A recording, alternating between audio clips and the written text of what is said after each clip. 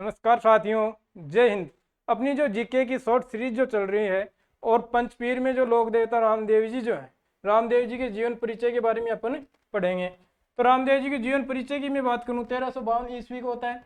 तिथि की बात करूं भाद्रपद शुक्ला द्वितीया को होता है। अब जन्म स्थान की अगर मैं बात करूं तो उंडू कश्मीर और गाँव अपने शिव तहसील में आता है और शिव तहसील अपने कहाँ आती है, बाड़मेर में।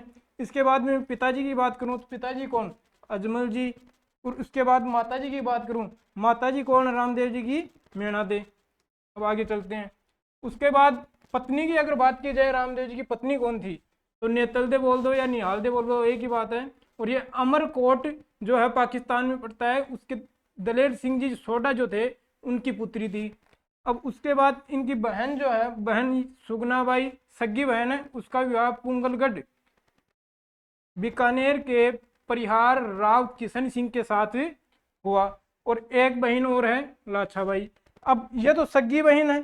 धर्म की बहन की अगर बात करूं तो अपने कौन सी आ जाएगी, डालीबाई। डालीबाई जो धर्म की बहन थी वो किस जाति से थी, मेघवाल जाति से थी।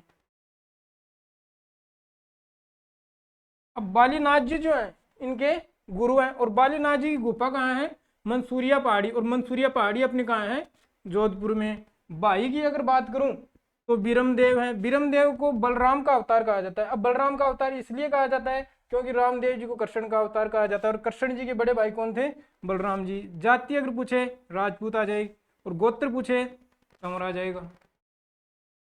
रामदेव जी की सवारी, सवारी की बात करूं, लीला घोड़ा। रामदेव जी के घोड़े का नाम क्या था, रेवंत था। सहयोगी की बात करूं, हरजी बाटी, लक्की बंजारा और रत्ना राय का। सहयोगी तीन, हरजी बाटी, लक्की बंजारा और रत्ना राय का। शिष्य की बात करूं, आई जी माता जो लोक देवी में आती है। शिष्य की बात करूं, धारू में एक बार। उसके बाद रामदेव जी के समकालीन देवता मल्लीनाथ जी, पाबू जी और हडबू जी। हडबू जी जो है वो मौसेरे भाई भी हैं। हडबू जी को मौसेरा भाई भी कहा जाता है। जागरण को जम्मो या जम्मा एक ही बात है। प्रतीक रामदेव जी का पगलिया। और ध्वजा की बात करूं मैं, ध्वजा को क्या कहा जाता है, रामदेव जी की ध्वजा को नेजा कहा जाता है, जो सफेद और पचरंगी होती है।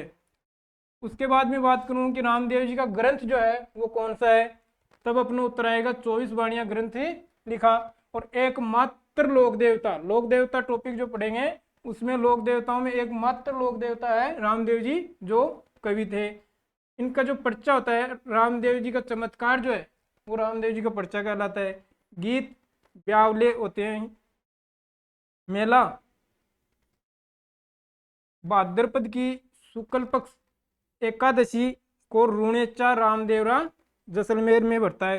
ये राम सरोवर तालाब के किनारे ही क्यों बढ़ता है, क्योंकि यहाँ रामदेव जी ने जीवित समाधि ली थी। यह रही अपनी आज की क्लास। और क्लास अच्छी लगे तो लाइक करें, कमेंट करें, शेयर करें और सब्सक्राइब करें। जय हिंद।